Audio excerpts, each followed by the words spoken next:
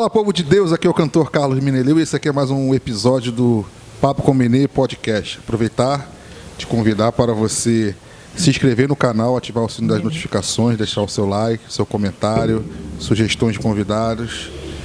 E hoje eu estou com o nosso querido Wellington Barró, diretamente de São Paulo para o Rio.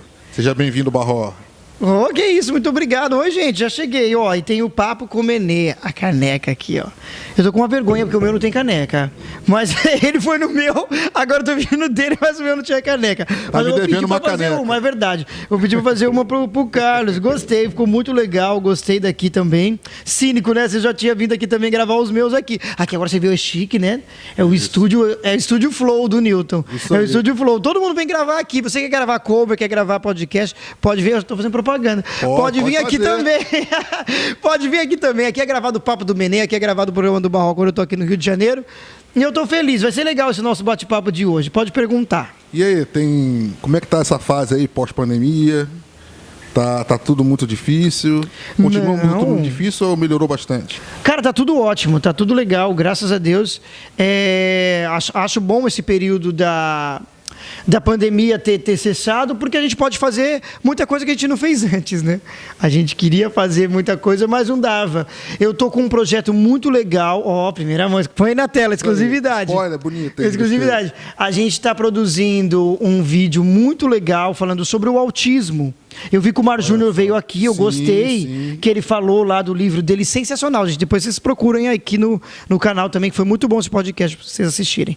E a gente está falando sobre o autismo, mostrando a dificuldade das mães, como que é ter um filho autista. E olha, tá bem emocionante. É um programa ou um documentário como aquele seu? Ele é um documentário. A gente vai dizer que é uma série documental. Vão ser 5 episódios, cada um com uma mãe diferente, né? Porque o autista tem muito disso, né? Cada um tem um grau diferente, cada um é diferente. Sim. Então, vai mostrar essa realidade das mães, a dificuldade que é. Por exemplo, tem muitas mães que o pai largou porque descobriu que o filho é autista, né? Então, abandonaram ela e a criança. Já existe a dificuldade, né? Sim. De lidar com pessoas portadoras do autismo, Sim. né? E você tá vendo provavelmente deve ter ido para um abrigo, ou não? Não, tá com a mãe. A criança tá com a mãe, mas eu tô dizendo assim, o pai que abandonou. O pai abandonou. O pai falou assim, meu filho nasceu de autista, eu não quero saber disso não. Largou a mãe e a criança lá. E foi embora, entendeu? Muitos pais fazem isso, porque descobrem que o filho é autista e acha isso, vai dar muito trabalho. Então eu não quero saber disso não, entendeu? Isso aconteceu com uma prima minha, né, que também vai fazer parte desse vídeo. E na minha família tem também uma outra prima, elas não são irmãs, mas são primas também, que também tem outro filho autista, né?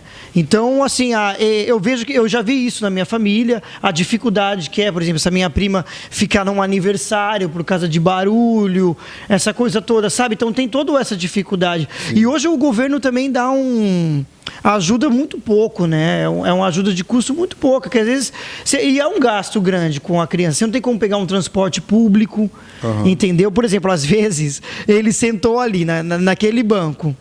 Quando ele pegar de novo aquele ônibus, ele quer sentar no mesmo lugar. Se já tiver alguém sentado, e aí a criança pode ter uma crise, você entendeu? Então gera uma série de coisas. É um documentário bem interessante que a gente está fazendo e vai ter uma trilha sonora aí também bem legal, vai ser uma coisa bem interessante. A intenção é colocar ainda esse ano de 2022, mas como é muito trabalho, para mostrar esse dia a dia é um pouco difícil para você gravar o cotidiano, né? Então dá um trabalho, mas a gente vai tentar até 2022. Durante a pandemia foi muito ruim para você? Quais foram os maiores desafios que você teve? O difícil foi porque eu tive que dar uma pausa com o programa, né, para fazer presencial. Foi muito difícil para poder fazer. É diferente demais, né? Porque a live era legal. A live teve uma vantagem, Carlos, para a gente fazer pessoas que estavam longe. Por exemplo, vai ser difícil a pessoa estar aqui em São Paulo e eu conseguir fazer presencial. Verdade, com você a gente fez live. Então, a vantagem foi essa. Teve a brincadeira da live fake news também. Esse lance da live fake news. Depois você fala pra gente. Como é que foi a live fake news foi um sucesso. Como é que foi esse lance eu já conheço, mas fala pra gente um pouco dessa live fake news aí. Agora é a parte do corte, né? Agora Na descrição vamos ter vamos ter... Você pode encontrar uma dessas lives, fake news aí, você pode acompanhar na descrição do vídeo. Assim, foi uma brincadeira louca que eu inventei do nada. Porque assim, eu falei, tem artistas que eu queria muito fazer. Eu falei, mas eu não vou conseguir ter contato. O povo nem vai me dar confiança. E eu falei, então eu vou fazer uma brincadeira chamada de live fake news. Né? E eu já deixei o nome. Mas também isso foi um experimento também que eu fiz ao mesmo tempo. Porque a gente vê que as pessoas não lêem a descrição dos vídeos. O povo não lê. Mas lê o daqui, viu? Que aqui tá cheio de link pra poder você apertar. Mas esse aqui você tem que ler. Por que você fez essa live fake news? Porque eu queria ter o artista comigo e eu sei que o artista não ia vir. Então eu peguei a live do outro e editei como se eu tivesse feito. Sim. E com quem você fez? Fala pra mim. Eu fiz com a Juliana Paz, eu fiz com o Jonathan Azevedo, com a Maiara Maraíza, Projota, com a Isa também, com o Kevinho. Luciano. Eu fiz com... O Luciano de Camargo, o verdade. Luciano de Camargo vai estar na descrição. O do Luciano de Camargo foi bem legal, viu? Ele falou muito bem, tinha falado logo quando ele lançou esse CD dele, Gospel, né? Sim. Mas foi muito legal, gente, essa live. E tem também lá o link completo da live de verdade. Então, assim, mesmo que eu faça a brincadeira, deixando bem claro, eu falo na descrição. Por isso que eu falo que o povo não lê. Eu falo, gente, isso aqui é uma brincadeira. Eu editei, por exemplo, a live tem 1 hora, mas eu editei 20 minutinhos, 30 minutos. Né? Eu falei, essa live aqui é uma brincadeira. Eu peguei a live do fulano de tal, aqui tá o link da live completa, você pode acompanhar no canal dele. Então eu deixei a descrição lá, claro, dando os créditos para as pessoas, né?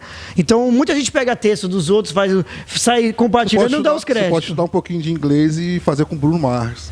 É verdade, né? Então, eu tava tentando ver umas internacionais assim. Ai, Carlos, para ficar dando corda pra mim. Eu tava vendo umas internacionais que o povo fez e eu falei, mas como que eu vou fazer? Aí eu tinha que... Essa daí daria muito mais trabalho, porque eu teria que entender o inglês, fazer a pergunta em português e ainda ter legenda. Então seria um pouco mais complicado. Pode fazer a pergunta em português. Isso, e ele ia responder em inglês, ia ter a legenda. Eu pensei nisso.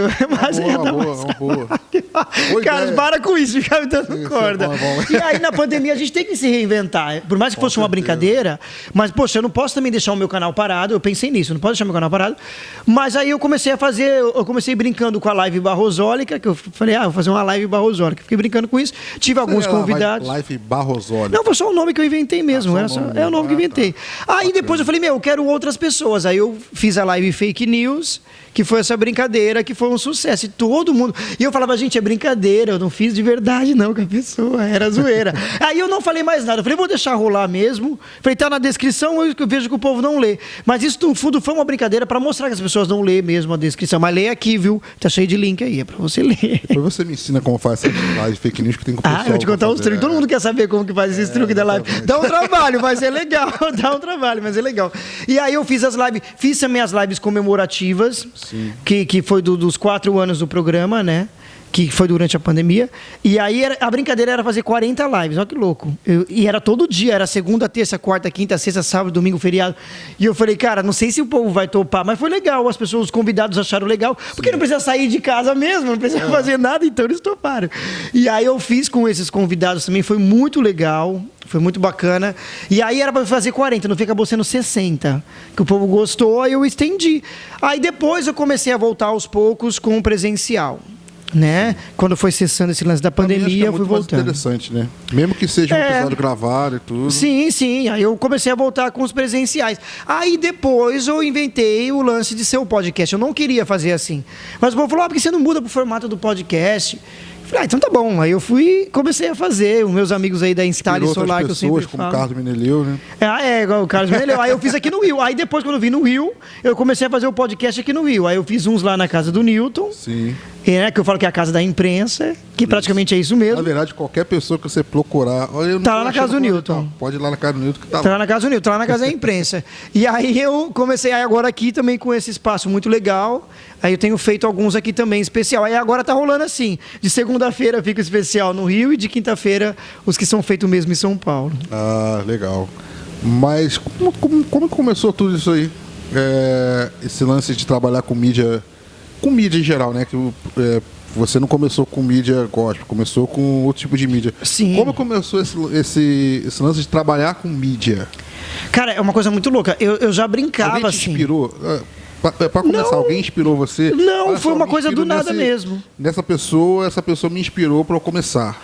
Não, foi uma coisa do nada mesmo. Foi do nada. Eu já observava muito coisa na televisão, no rádio principalmente, que era uma coisa que eu achava um máximo na época. E acho até hoje, é a minha paixão. E assim, eu comecei a gostar desde criança. Eu tinha o gravador, lembra que tinha aqueles gravador que você apertava o REC lá, gravava tudo que estava passando na rádio. A gente tinha maneira, né, de gravar as músicas na rádio. Os comerciais, os chamadas, jingles, né? Tudo. A gente tinha maneira de gravar e ficar ouvindo depois. A gente tinha maior raiva quando a gente tocava a música e no meio da música vinha a chamada da rádio. Nossa, vinha a vinheta, né? E o povo me xingou já várias vezes por causa disso. Falar, e o locutor ficou falando. Depois, quando eu me tornei um locutor mesmo, falei assim, você ficou falando em cima da música. Eu falo, gente, às vezes é que a gente tá atrasado aí, a gente tem que falar. Tipo, tá terminando o refrão, aí você vem e fala, rádio tal, música tal. Então o povo ficava doido. E aí eu também ficava um pouco. Depois que eu comecei a entrar nesse universo, eu fiquei bravo comigo mesmo. Falei, caramba, eu tô fazendo isso, alguém pode estar gravando. Mas aí quando eu já fui chegando para esse mais lado, já tinha começado a vir mais esse lance do CD, essa coisa, então já não tinha mais de gravar. Sim. Então eu mesmo brincava, eu ficava sentado no quintal de casa, eu mesmo cantava, eu mesmo entrevistava, eu ficava viajando ali, brincando de programa de rádio. E aí eu comecei a gostar. Aí com 13 anos, eu era fissurado, sempre gostei muito de rap. Sim, gostei muito de rap. E eu era fissurado por rap. E aí DJ Alpiste, né? Na época do DJ Alpiste. Depois eu ouvi também o DJ Alpiste, comecei a gostar. E aí eu tava ouvindo uma rádio chamada RCP, que era uma rádio top lá em São Paulo, que era de rap, tocava rap o dia inteiro. Eu achava o máximo, tocava rap, tocava músicas do Dinamite 98 inteira. Então, assim, era muito legal. E um dia, sem querer, eu descobri onde era a rádio, que ficava perto de casa. Falei, não acredito que era aqui a rádio. E aí eu comecei a falar com um cara que eu queria, porque eu queria entrar na rádio. Eu falei, eu não vou contar pra ninguém, só deixa eu entrar. Eu só quero conhecer a rádio. E aí eu lembro que eu entrei na... Foi isso, eu falei que eu queria conhecer a rádio. Ele falou, não tem rádio nenhuma aqui. E não sei o que lá. Eu falei, não, tem sim, eu não vou falar pra ninguém. E o Donizete, que era o dono da rádio e tal, falou, gostei desse moleque, ele é corajoso. Ele, vai, entra aí, vai, tá bom, vai, entra aí logo. Aí eu entrei e comecei atendendo ouvinte, cara. Falei, deixa eu ficar aqui atendendo os ouvintes. Aí eu comecei atendendo ouvinte, comecei a organizar os MD, que eram uns cartuchinhos assim que colocava lá onde soltava os comerciais, as vinhetas, as coisas. E eu achei que quando fosse chegar na minha época, não ia ser mais assim. Falei, as coisas vão mudar com o passar do tempo, não vai ser mais desse jeito. E aí eu comecei a organizar os MD, aí pronto, aí eu peguei gosto, aí pronto, ficou minha profissão hoje.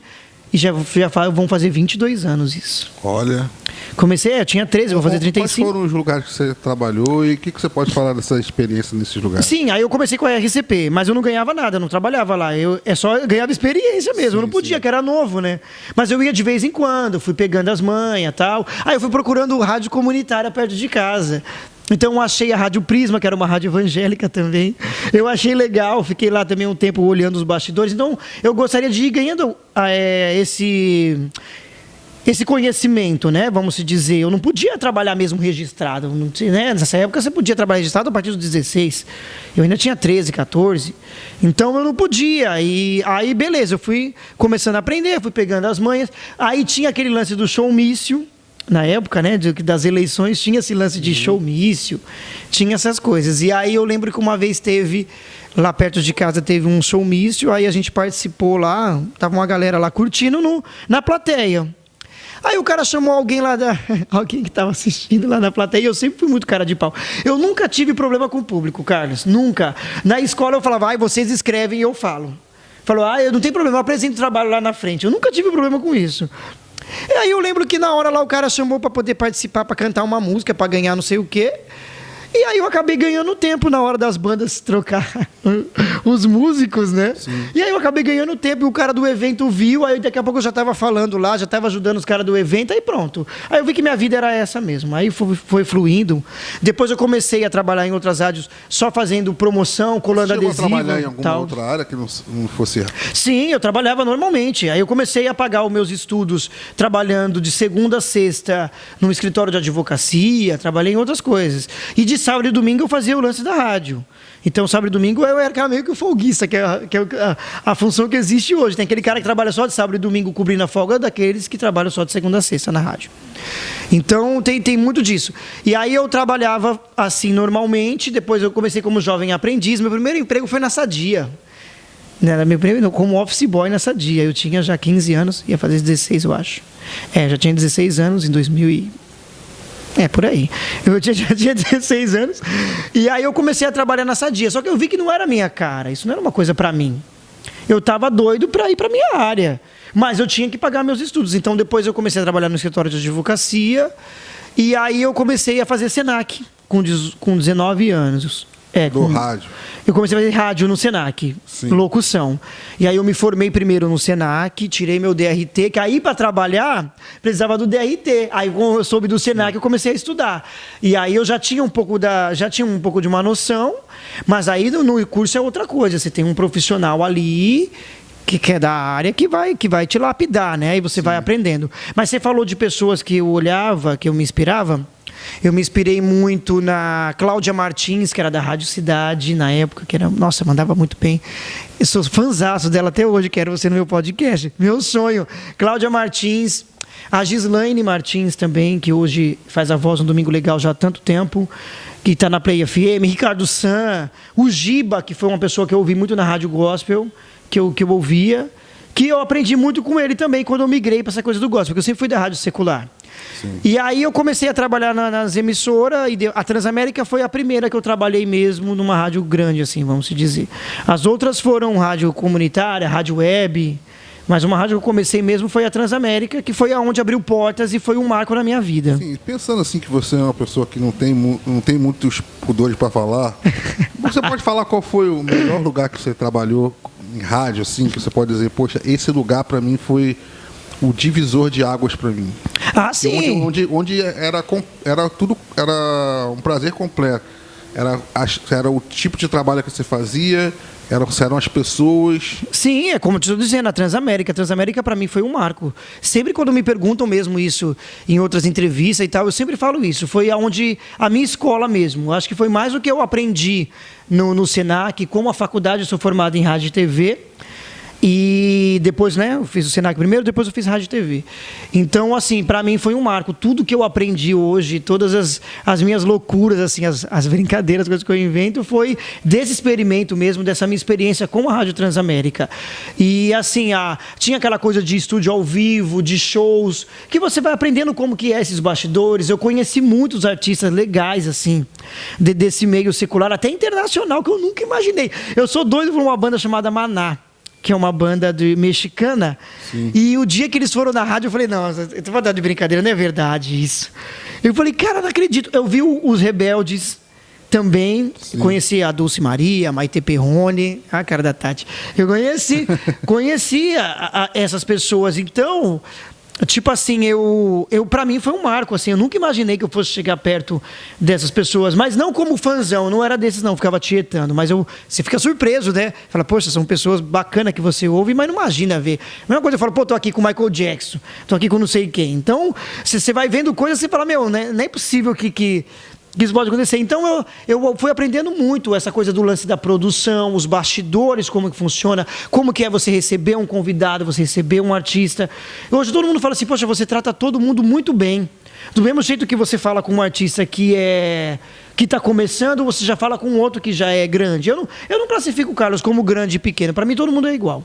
Mas é assim, é um modo de dizer, né? Aquele artista que já é consagrado, que já está há um tempo, como aquele outro que está começando. Então, eu não vejo diferença nisso. Eu trato praticamente todos iguais. E isso foi o que a Rádio Transamérica me trouxe, né? E aí, da Transamérica em diante, foi onde começou a minha vida. Aí, depois eu migrei para o gospel, que também foi uma novidade. Eu nunca tinha feito rádio gospel. Qual foi essa transição para o gospel?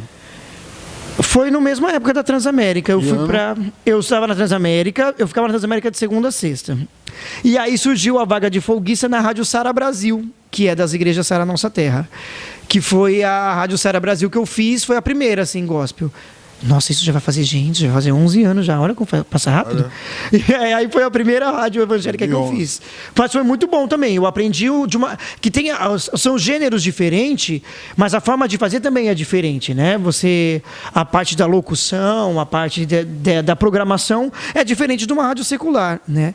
Então foi uma escola também muito boa. A Sara Brasil, eu tenho uma gratidão muito grande ao bispo Robson Rodovalho, a todo mundo da equipe da Rádio Sara Brasil FM. E também, sempre quando alguém me pergunta, eu falo, foi um marco para mim. a Rádio Sara Brasil FM, depois eu fui para a Nacional. Então, a Priscila participou do meu programa também, que é a minha amiga, que é locutora. A gente estava falando da Rádio Nacional, que grandes locutores, grandes pessoas passaram pela Rádio Nacional. E eu falei, a gente também tem que fazer a nossa história lá. Né? O Reinaldo Gotino, uma galera passou por lá. E eu falei, então a gente tem que fazer a nossa. Então, para mim, também foi uma escola, assim, gigantesca para mim. Também, tudo que eu aprendi hoje, muita coisa também que eu faço hoje vem disso, da Transamérica e também da Nacional e da Sara Brasil. Aí eu fui mudando depois para Ideal FM, fiz a Adore FM também. E a Ideal FM foi a última. Depois eu dei uma segurada com esse lance de rádio e fiquei fazendo mais gravação de comercial mesmo, textos institucionais, essa coisa assim. Agora o povo me pede bastante para voltar, mas calma, gente. Em breve eu estou aí de volta na rádio. O povo pede muito. Aí depois eu vim com esse lance do programa no canal.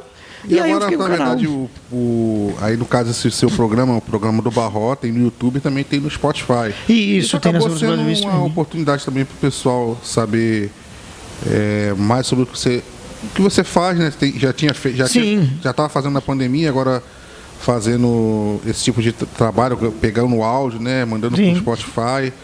E acaba sendo uma oportunidade também para o pessoal ouvir um áudio também de qualidade, né? Sim. Seja gravado, não sei. Essa coisa do digital veio mudando com o passar do tempo, né? Tem gente que fala assim, a rádio vai acabar. Não acaba, não.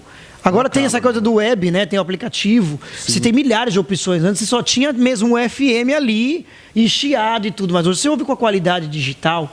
Então não tem como dizer que vai acabar. É muito difícil, né? Essa coisa de acabar. Mas você vê que hoje a coisa do digital foi mudando. Por exemplo, no cinema. Você vê que tem um filme lançando na Netflix, acabou. Você não precisa mais ir até o cinema. Aí você convida... Hoje o cara levava a garota para ir no cinema. Ah, não, vem em casa. A gente assiste na Netflix. A pessoa não está tão desesperada para ver um filme, por exemplo... espera sair numa plataforma streaming para poder assistir. Sim, aí tem, claro, que quando ele não é distribuído ainda no streaming, a pessoa pode ver no cinema, né? Esses são no cinema primeiro, depois vão pro streaming. E os que são feitos direto do streaming, você vai lá e assiste, né? Da Netflix, Amazon, HBO. A maioria tá assim já, né? A maioria tá assim. A gente fala, então os caras vieram para acabar com o cinema. Mas também acabou facilitando a vida das pessoas também, né? Tem gente que não tinha tempo de ir no cinema. Você vê em casa. Você entendeu? E aquele que por exemplo, cadeirante, que, sabe, você tinha aquele trabalho de pegar o transporte ou alguma coisa para levar a pessoa até o cinema. Sim. Ele assiste na casa dele. Aquela pessoa que infelizmente, por exemplo, é tetraplégico, né? Tá sempre na cama em casa, tendo uns cuidados, ele pode assistir lá também. Então você tem que pensar nessa facilidade pro outro, pensar no outro também. Não é só que eles querem acabar, não sei o quê. Tem essa coisa da praticidade também. Sim. Né? Hoje que a gente vê o Pix, rapidinho, antes de você mandar para alguém meia-noite, você não tinha como mandar uma transferência se alguém estivesse precisando urgente. Eu tô aqui no Rio de Janeiro, quero dar uma força pro Barró que tá lá em São Paulo, eu vou fazer uma transferência. Não dava, entendeu? Ou eu tá em São Paulo, poxa, o Carlos precisa fazer uma cirurgia, vamos fazer uma vaquinha aqui, gente, vamos mandar um dinheiro? Não dava. Hoje você faz o Pix, acabou, rapidinho, tá lá e já paga o hospital, já funciona.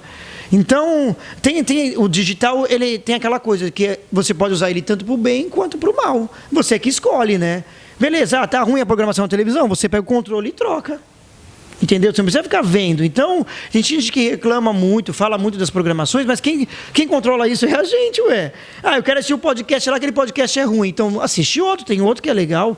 Tem aquele ali que é mais ou menos. Você vai assistindo e vai vendo, né? Sim. E deixa eu perguntar, um trabalho bem interessante que você gravou foi o documentário Choro de uma Criança. Sim, que todo mundo fala disso. Assim, como o documentário é seu, acho que você fica mais à vontade para falar com relação a spoiler, né? Vamos dizer assim. Não tem problema, não pode falar. O que você pode falar do que se trata, do que trata esse documentário? Eu já sei, mas assim, as pessoas que não conhecem, do que fala o documentário e como que foi passar isso para um documentário e comparar ao que você viveu mesmo na época, né? Se foi muito difícil passar para o documentário e como que começou todo esse processo do que é citado, que é o tema central, né, do documentário. Como é que foi essa fase complicada de você passar pelo que você passou quando era criança e transportar isso para um documentário, claro, com o objetivo principal não só de conhecer a história, mas também de motivar outras pessoas a agirem adequadamente diante de um fato desse. Então, o Carlos, esse lance do abuso infantil é uma coisa muito séria. Muito séria. E esse documentário eu fiz pensando numa alerta para os pais, né? Porque todo mundo pergunta assim, mas por que você fez esse documentário? Né? Muita gente faz essa pergunta, já também dei entrevista várias vezes, e pode chamar que eu falo, gente, não tem problema falar sobre esse assunto. Por que eu fiz? Que eu vi que, lógico, não foi só eu, né, que foi uma vítima. Sim. Isso acontece diariamente, acontece constantemente. Então a gente precisava, eu pensei, a gente precisa fazer alguma coisa para poder... Assim, acabar não vai acabar com o abuso, mas você consegue diminuir. Porque quanto mais você falar, quanto mais você mostrar os indícios, né? Se você mostrar para a pessoa que, peraí, então alguém pode estar sendo abusado. Já vi tal pessoa ter esse tipo de atitude. Aí você vai começar, aí o cara vai pensar 2 vezes antes dele fazer isso. Né? Ou a mulher, porque também muita gente acha que é só o homem que abusa, mas tem várias mulheres que fazem isso em creche, em escolinha, os dados também mostram isso, que muita gente acha que a maioria das vezes é o homem. Claro que vamos dizer que 80% é isso mesmo, mas tem aquela porcentagem de mulheres também que fazem isso. E aí então eu vi que eu não fui só uma pessoa que passou por isso, milhares de pessoas passam. Só que tem aquilo, né, Carlos, a pessoa sofre por não contar para alguém. Né? De você não falar, guardar aquilo para você é muito difícil, porque você começa a ficar no seu mundo. Por isso que muita gente entra na ansiedade, na depressão, porque nunca contou. E é uma forma de alívio você falar para ajudar outra pessoa. Às vezes aquele está passando uma situação e não tem coragem de contar, ou está sendo ameaçado, alguma coisa. Então, você acaba trazendo uma coragem para a pessoa, né? E como eu falei, trazendo essa alerta para os pais. E aí, eu passei por isso, infelizmente, quando eu tinha praticamente 12 anos, por aí, nessa época do rap, da rádio, nessa época aí, que a rádio também ajudou muito a superar muita coisa. Essa coisa de trabalhar cedo, de fazer essa coisa logo, ajudou muito a superar. E aí, então, eu passei por essa situação. A pessoa não me ameaçou, tá? Porque eu não entendia, Carlos, eu não fazia ideia do que era isso. Esse negócio de abuso, eu não fazia ideia. Ninguém falava, isso também foi 22 anos atrás. Você acha que alguém falava isso? Não falava muito sobre isso. Verdade. Até hoje, a gente tem medo de falar. Hoje já se fala mais. Eu já recebi até ameaça, já. De gente falando... se eu fosse postar os prints de cada besteira que o povo já falou... Olha, eu nunca tinha falado isso. Exclusividade. Também põe na tela aí, exclusividade. Mas já fui ameaçado algumas vezes de falar umas besteiras e tal. A pessoa vê... Mas isso, com certeza, são os abusadores, né? São aqueles que só podem estar fazendo isso para poder falar um monte de merda que falou. Desculpa, não foi espontâneo. Eu já acompanhei uma vez nos stories, pessoal... provocando você algumas vezes. Falando umas besteiras, mas nem é isso não, eu tô dizendo, é porque assim, o YouTube, ele retém os comentários no vídeo do documentário. Sim. Tinha uns comentários absurdos, assim, porque a pessoa ficava querendo colocar ali no começo, para quem for assistir, já leu o comentário, então nem vou ver esse documentário. Você entendeu? Só que ele se ferrou, porque ele coloca lá, não aparece, só aparece pra mim, porque eu tô o dono da página. Então, tipo assim, a pessoa fez isso, não arrumou nada, mas tinha lá os comentários, aí pra eu ver primeiro, o YouTube vai lá e retém. O próprio YouTube já vê isso. Você pode falar um pouco sobre esses comentários? Era um comentário dizendo assim, como que esse cara pode falar uma coisa dessa? Ele está induzindo a criança a ir para o homossexualismo. Ele está induzindo a criança a fazer não sei o quê, mas não tinha nada a ver, ele nem viu o assunto, ele não viu o vídeo. Mas ele comentou várias vezes, para quê? E fez outras pessoas comentarem, para quando a pessoa entrar no vídeo, já ver esse comentário e não assistir. Então você vê que a pessoa já estava querendo criar uma barreira para esse vídeo não ser vinculado, entendeu? Entendi. Já teve denúncias do vídeo. Mas como o YouTube já viu, sabe do que se trata, então o YouTube não fez nada, entendeu? Mas já denunciaram, gente, várias vezes o vídeo e tudo, mas não arrumaram nada. Porque o próprio YouTube já reconhece que não tem nenhum problema ali. Na linguagem, na trilha sonora, no assunto... Entendeu? Então o próprio YouTube sabe. Então eu falei, pode fazer o que quiser aí, gente, que eu já nem ligo.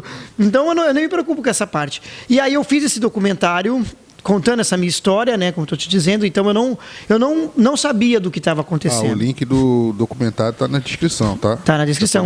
Você falou da pandemia, depois eu vou te contar como eu fiz o segundo, que foi durante a pandemia. Aí depois eu falo dele também, que ele foi gravado durante a pandemia. A segunda parte, né? Assim. A segunda parte com outras histórias. Sim. E aí, o que aconteceu? Eu comecei a... Isso aconteceu mais de uma vez, várias vezes. Mas aí, Carlos, eu não entendia o que estava acontecendo. Eu não sabia o que era isso, como eu te falei. Eu não sabia que era um abuso nem nada. Sim. Depois que isso foi cessando, que isso foi parando, passou um tempo, eu ouvi falar sobre esse assunto, e aí eu falei, não, peraí. Então eu fui feito de bobo. Então isso aconteceu comigo. Aí foi a hora que eu entendi, foi a hora que gerou uma série de revolta. Aí eu fui aquele adolescente bem louco mesmo, já era meio doidinho. Aí foi um adolescente muito... Não, eu fui mesmo, um adolescente muito terrível. Cara. Assim, eu tive uma vida que eu falo, gente, foi uma vida lixo. Lixo que eu levava, assim. Foi muito difícil, muito. É que tem coisa que eu não posso dizer aqui, mas assim... Eu falo nos bastidores depois, mas eu não posso dizer por enquanto. Mas assim, eu comecei a ver um outro lado, uma outra coisa que me apresentaram. Sabe quando vem aquele teus amiguinhos, aquele povo que você conhece? Isso aí não pega nada, não. Todo mundo faz isso, cara. O que tem a ver? Mas não era droga e nem bebida, não, tá, gente? Era uma coisa eu acho que pior que isso. Mas também não matei ninguém, não fiz nada disso. Mas... o amigo, não, vamos fazer isso. Agora já foi, se você passou por isso também, o que tem? Vamos embora. Isso aí é normal, todo mundo faz, não tem nada a ver. Então esse é o problema, esse é o perigo, né? Na adolescência, quando começa a falar isso, não tem nada a ver, todo mundo faz isso, foge disso aí, viu, gente? Foge disso aí, porque não é muito bom, não. E aí eu comecei a ver que não estava legal a coisa. Eu fiquei muito revoltado. Foi onde muita gente fala isso no documentário. Falou, e a gente começou a perceber certos tipos de comportamento do Barro, né? Sempre fui muito agitado, sempre fui muito doido, mas eu tinha o meu momento de ficar quieto, de ter o meu momento sozinho. Até hoje eu sou assim. Então eu chorava muito, cara. Eu chorava muito, muito, muito. Eu falava que eu queria ser normal, igual as outras pessoas. Eu falava que isso aconteceu comigo, não foi normal e não me deixou normal. E aí eu mesmo procurei sozinho um psicólogo. A psicóloga a doutora Simone, que foi muito legal na época. E é engraçado que eu arrumei de graça. Eu não sei como que eu fiz isso, mas eu arrumei de graça. Alguém me indicou num posto de saúde e eu não falei pra ninguém. Nem a minha família sabia disso, deve estar sabendo agora. E aí eu nem tinha falado nada. Eu sempre fui muito assim, eu resolvia as coisas sozinho. Se eu ver que não ia dar, aí eu passava para alguém. Mas eu tinha medo de falar para meus amigos. Eu falei, e aí, o que meus amigos vão pensar se eu contar uma coisa dessa? Né? Eu tinha esse medo. Então, hoje, muito cara não fala sobre isso. Tem que falar, poxa, que coragem que você é homem e fala sobre isso. Eu falo, gente, normal. Eu tenho que ajudar outras pessoas. Porque tem aquele cara que fala, ei, eu sou macho alfa, vou contar que alguém fez isso comigo, não sei o quê. Eu falo, qual o problema, gente? Tem pessoas que estão sofrendo, você precisa ajudar. A tua história, a tua experiência vai ajudar outra pessoa e vai ajudar até a evitar que isso aconteça. Então, por isso que o documentário foi feito. O primeiro, ele traz uma alerta para os pais, né? Então, eu reuni pessoas que fizeram parte da minha história, da minha vida praticamente ali. Naquele documento. Eu nem acreditei como eu consegui reunir essas pessoas, mas deu para fazer isso. Esse é o da segunda parte? Não, o primeiro. O primeiro. O primeiro, ele é mais a minha história e história de alguns amigos que passaram por isso também. Então, tem a história da Érica, do Elias, do Jefferson e do Marcelo. E a minha, lógico, no primeiro. Por exemplo, o Jefferson aconteceu isso com o próprio pai. O pai que fazia isso com ele. Imagina, Carlos, isso. O pai fazia com ele, ele abusou dos 9 anos até os 12 anos de idade. Não só dele, como das irmãs dele. Então, você pensa, o próprio pai fazer uma coisa dessa. Então, tem o Jefferson isso, o Elias passou por essa situação, o Marcelo também. E a Érica foi o padrasto quem fez isso, sabe? Comprava ela com pizza, cara. Então, assim, olha, são as histórias muito, muito loucas, assim. E quando eu vejo outras pessoas que passaram por histórias até pior que a minha. Então, assim, hoje eu falo, vou dizer que eu falo numa boa, mas hoje eu estou forte, eu não choro, porque a maioria das vezes eu chorava. Então, hoje é um dia que eu consigo, hoje eu estou bem, hoje eu estou forte. Então, assim, às vezes acaba de eu chorar, porque assim, você lembra, né, passa um filme na cabeça, e é um misto de sensações, também de felicidade, né, de saber que hoje eu faço isso para ajudar outras pessoas. E eu não sou melhor do que ninguém, porque um dia eu passei por isso, porque eu superei, Carlos. Eu falo isso para todo mundo. Eu não sou melhor do que ninguém, porque um dia eu perdoei a pessoa que me fez isso. Eu só fiz isso porque foi Deus mesmo, foi uma experiência entre eu e Deus. Eu até falo isso para vocês hoje, que independente de religião do que for, eu estou dizendo a minha história, isso foi eu e Deus. entendeu? Então é isso que eu estou contando. Deus quem falou para mim, olha, você vai lá e vai perdoar a pessoa que te fez isso. Que um dia eu cheguei e falei assim, eu estava cansado do jeito que eu estava, da vida que eu estava levando. E eu falei, a única coisa que tem é a igreja, é essa coisa aí. Eu falei, ou eu fico aqui, ou eu não sei o que eu faço mais. E aí eu comecei a ir para a igreja, comecei a achar legal. Tinha dia que eu vinha muito louco, assim, de um lugar, numa balada, numa boate, alguma coisa, e ia direto para a escola bíblica dominical, assim, de manhã. Pegava no sábado que eu estava farriando a noite inteira, já ia direto para a escola bíblica, porque eu falei, eu quero aprender, quero saber disso aí, que estava me fazendo bem. E aí, então, quando eu cheguei na igreja, eu tive coragem de contar isso para um irmão, o Fábio Pontes, que infelizmente ele já faleceu, e ele me ajudou muito, foi começando a conversar comigo, e o que eu achei mais interessante que ele falou comigo não foi nem coisa de Bíblia, nem nada. Ele foi falando comigo sobre o assunto normalmente, assim. Ele não chegou falando, olha, você está errado, apontando o dedo, você vai para o inferno, que não sei o quê. Não falou nada, Carlos, nada. Absolutamente nada. Ele chegou com amor, foi me mostrando a palavra, foi mostrando o que Deus podia fazer. E aí eu fui entendendo muita coisa. E aí nisso Deus falou para mim assim, olha, você quer mudar de vida? Eu não sei como vocês vão entender isso, mas é a verdade. Como se, acredite aí se quiser, mas eu ouvi mesmo, como se fosse uma voz mesmo assim, uma voz que nunca mais eu ouvi desse jeito, como se ele estivesse falando do meu lado aqui, eu fiquei até meio assim, falei, que é isso? Seu Ayrton, você quer mudar de vida? Eu falei, quero muito, no meu pensamento, eu falei, só pode ser Deus falando comigo. Eu falei, os crentes falam essas coisas que Deus fala, Deus fala que essas coisas Deus fala, e ele falou mesmo, Carlos, eu falei, eu quero. Ele, então você vai até lá e pede perdão para a pessoa que te fez isso. Eu falei, então falei, Deus é maluco igual esses crentes aí mesmo, que faz essas coisas. Eu falei, como assim? Eu vou lá pedir perdão para a pessoa que me fez isso? É ele que tem que vir pedir perdão. E aí, então, Carlos, eu fui. Passou uns 3 anos, mais ou menos. Eu acho que eu já estava com uns 17, por aí. Eu falei, eu vou acabar com essa palhaçada. Porque eu vi a pessoa passar por mim, via a pessoa de vez em quando. Eu falava, caramba. Eu falei, vou acabar com essa palhaçada. Aí eu cheguei na pessoa e falei, olha só. E falei, tá perdoado em nome de Jesus. Pronto. Eu só falei isso, tá perdoado em nome de Jesus. Ela falou o que pra você? Ele ficou em choque, na hora assim, não entendeu nada.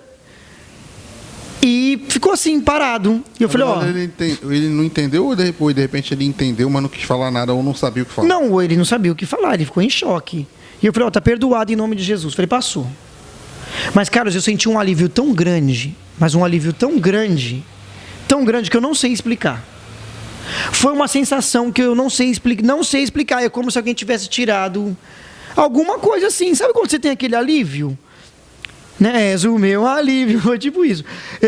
Não sei explicar. Carlos, foi uma sensação muito louca e muito legal, que eu não sei explicar. E para mim passou. Depois, hoje também ele está aí. Acredito, mas eu só fiz isso também porque eu vi o arrependimento nele, Carlos.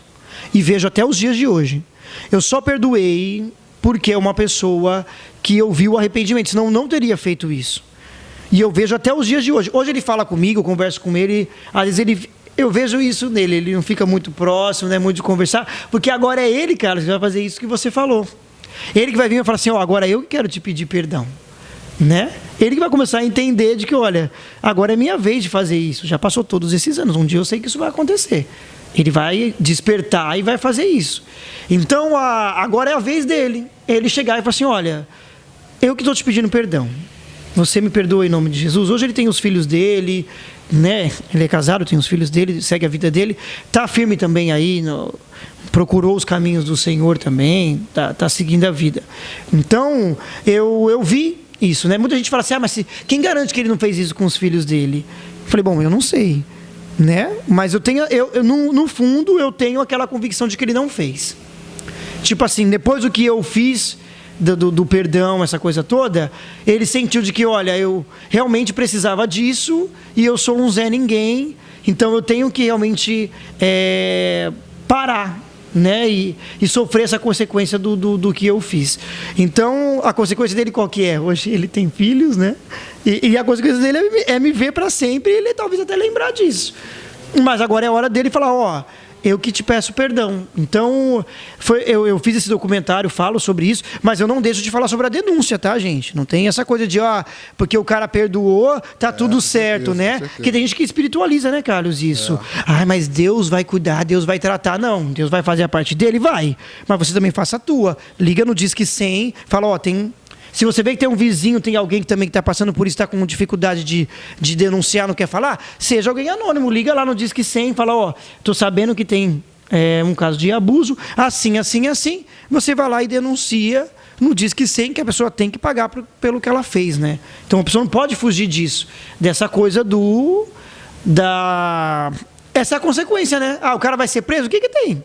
A intenção é essa mesmo, é ele que vai pagar pelo que ele cometeu.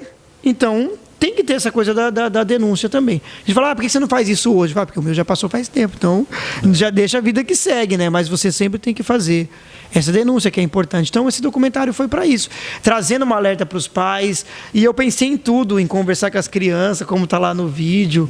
Então, foi uma coisa muito legal. Esses meus amigos participaram, alguns amigos aqui do Rio. Eu tive muito o apoio do Newton Barros, que é um amigo inseparável. Teve o apoio do Sala Musical, o Super Gospel também, com o Roberto Azevedo, que é maravilhoso. O Marquinhos do UAU também. Todo mundo me apoiou divulgando. E assim, eu fiz uma divulgação muito grande que eu nunca esperei, assim. Então, o apoio das pessoas ajudou muito. Então, para mim, cada pessoa que abre um espaço, assim como você, para falar sobre isso, é mais um apoiador desse projeto do documentário Choro de uma Criança, que inclusive o Tom Carf cedeu a música. Ele que é um rap também, é um trap, é tudo, e é maravilhoso, tem Cacau Siqueira. Cara, é top demais, essa música é maravilhosa. E aí eu pensei numa trilha, eu falei, como vai chamar o documentário? Aí eu, ouvindo essa música, eu falei, vai ser Choro de uma Criança. E vou colocar essa música do Tom Carf. E aí eu falei com ele. Nossa, eu falo demais, né, gente? Mas não tem problema. E aí eu falei com ele, eu falei assim, olha, Tom Carf, eu contei a minha história, ele ficou assim, surpreso. E falou, não, tá liberado, pode usar. Ele falou assim, não tá nem editada por nenhuma gravadora, nem nada. Foi um trabalho independente, pode usar. Foi muito legal. Aí depois eu fiquei meio que com medo, pedi autorização de novo. Ele, não, cara, tá liberado, pode usar. E depois, quando saiu o documentário, eu fiquei tão feliz que eu não me esperava que ele fosse lembrar. E ele falou assim, e aí, você fez o vídeo? A gente se encontrou no evento. E eu falei, não acredito, ele lembrou. Eu falei, que isso? Aí ele falou, você fez o vídeo? Eu falei, não, já saiu o documentário e tal. E eu fiquei feliz que o Baruch também estava próximo nesse evento, estava o Lita Atalaia, estava uma galera. E o Baruch falou assim, eu já ouvi falar desse assunto, mas não dessa maneira, como vocês estavam conversando. A gente estava conversando sobre isso. O Baruch pediu para mim para passar o link. Tá, eu passei para todo mundo lá. Então isso é legal. As pessoas, que nem falou, poxa, eu não tenho... Isso que eu achei interessante no Baruch. Ele falou assim, eu não tenho filho.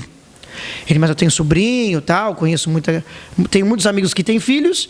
E eu achei interessante, porque eu não ouvi falar sobre esse assunto.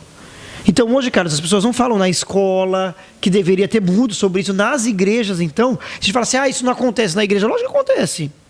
Tem muitos caras que são os supostos pastores e esses presbíteros, diáconos, as pessoas que têm cargo, que fingem ser uma coisa que não é, que está ali dentro da igreja para causar.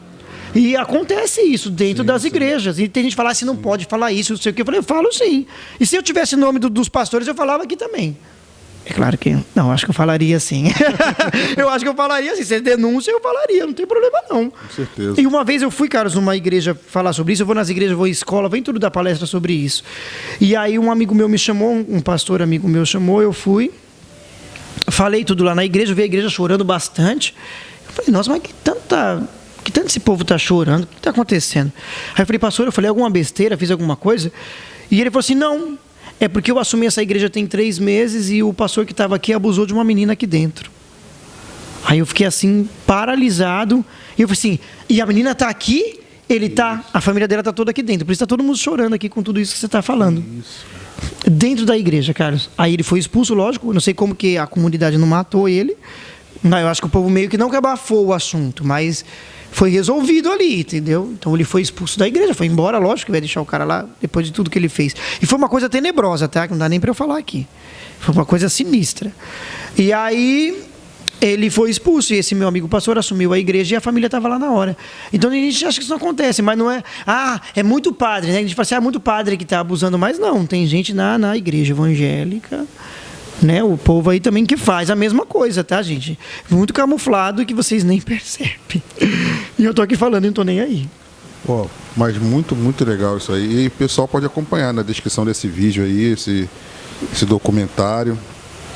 Muito, muito boa sua explanação aí, pro pessoal tá ligado nesse assunto que é muito sério. Sim, muito. Muito sério. Muito. E o pessoal que acompanha o que você tem feito na mídia gospel hoje, qual seria o que você poderia falar para essas pessoas, para motivar essas pessoas, de repente, aquela que tem interesse de trabalhar com mídia, que não tem as oportunidades, de repente não sabe nem por onde começar? Legal. O que você poderia falar para elas?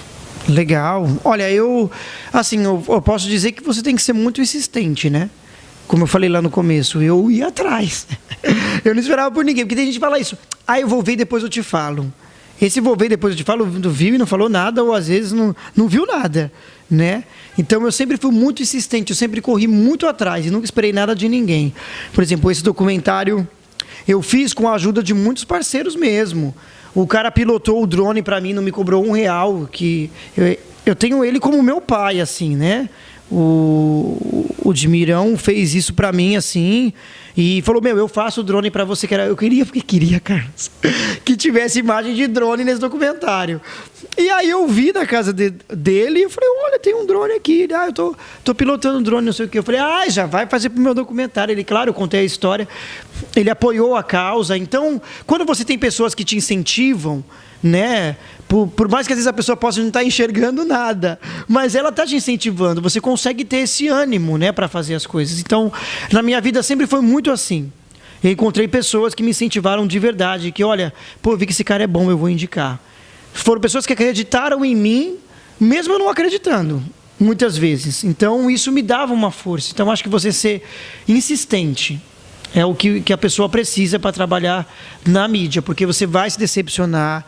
Você vai ver pessoas que você fala, eu achava que essa pessoa era de um jeito, ela é de outra. Então vai ter, como tem em tudo quanto é lugar. Tem gente chata, tem gente legal, tem gente querendo puxar, principalmente nessa parte da mídia, tem gente querendo puxar o tapete, tem gente querendo que o cara, só porque o cara manda bem, está se sobressaindo, então vamos puxar o tapete dele, vamos boicotar, vamos fazer alguma coisa, né? A brincadeira que eu falei da live fake news aconteceu mais por causa disso também, que eu vi alguns amigos da mídia fazendo entrevista com alguns cantores, e eu falei, por que eu não posso fazer isso, sendo que esse mesmo assessor sempre deixou eu fazer, sempre me falou para fazer? Eu falei, qual o problema? Aí eu falei, tá me boicotando, então agora eu vou catar a entrevista do outro, vou editar para mim e vou fazer a live fake news. Eu falei, porque eu vou ter também a entrevista, eu vou ter. Então, assim, eu sempre fui muito insistente. Então, você tem que estudar muito, procurar o gênero que você quer. Eu não tenho problema com isso. Se eu for fazer secular, gospel, eu nunca tive problema com isso. Eu nunca separei os gêneros. Para mim é tudo uma coisa só. É meu trabalho. Se hoje eu estou aqui entrevistando a Aline Barros, amanhã eu estou aqui com a Cláudia Leite, para mim isso é super normal.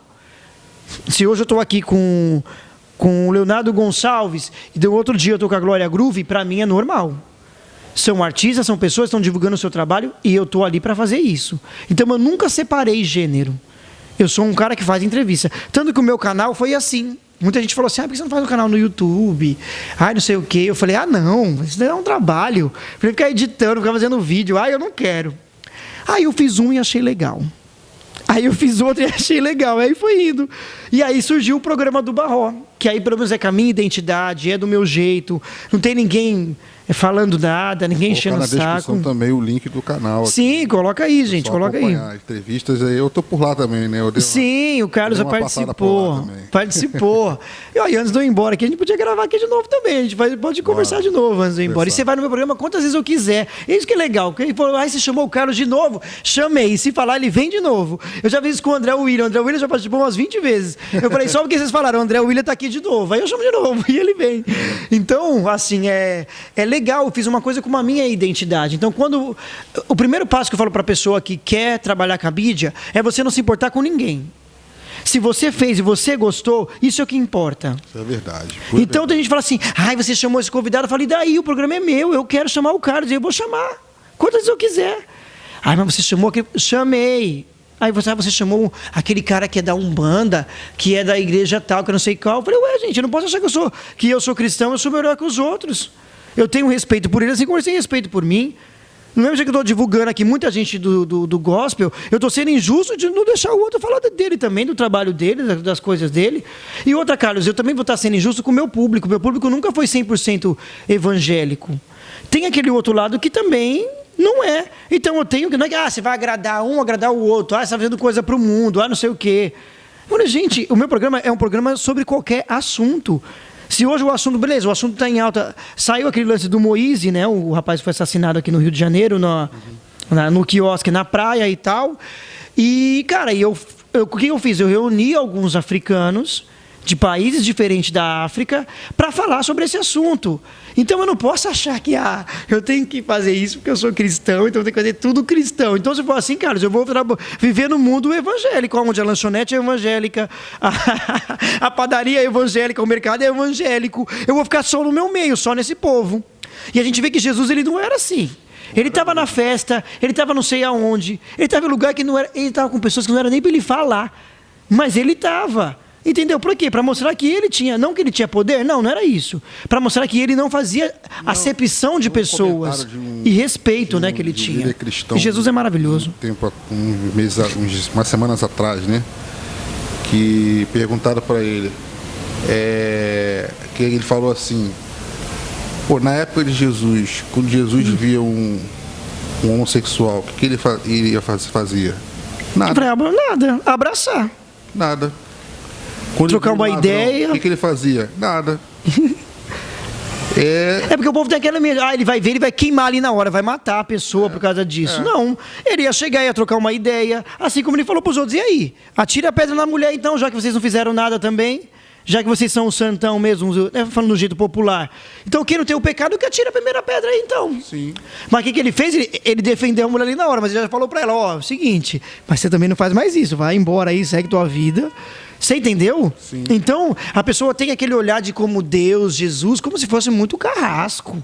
Mas ele é amor, ele é justiça, sim, claro. E ele também tem o lado da graça, da misericórdia, né? Sim, sim. Tem muito disso. Então, Carlos, a pessoa tem essa ideia.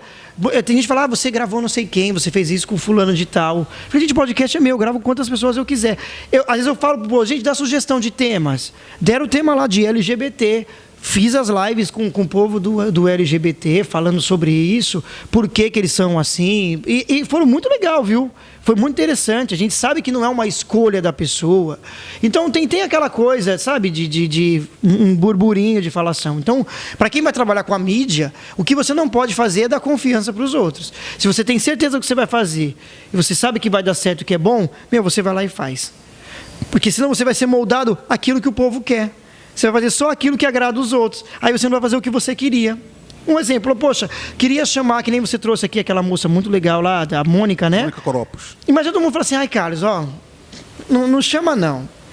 Ai, mas não, você vai chamar o Mike? Que isso? Imagina, o Mike vai vir no seu programa.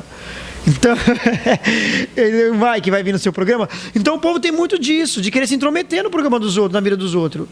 Então, se você não gostou, então você não precisa assistir o episódio com ele, assiste os outros, ué. Isso aí. Você está entendendo? Exatamente. Mas então você tem que fazer a coisa do teu jeito. Foi por isso que eu criei o programa do Barró. E eu não ligo para visualização, eu não ligo para nada, Carlos. Quem quiser assiste, quem quiser não assiste. Mas eu vou te falar, eu recebi inúmeras mensagens de pessoas que falam assim, olha, eu fui no seu programa e, cara...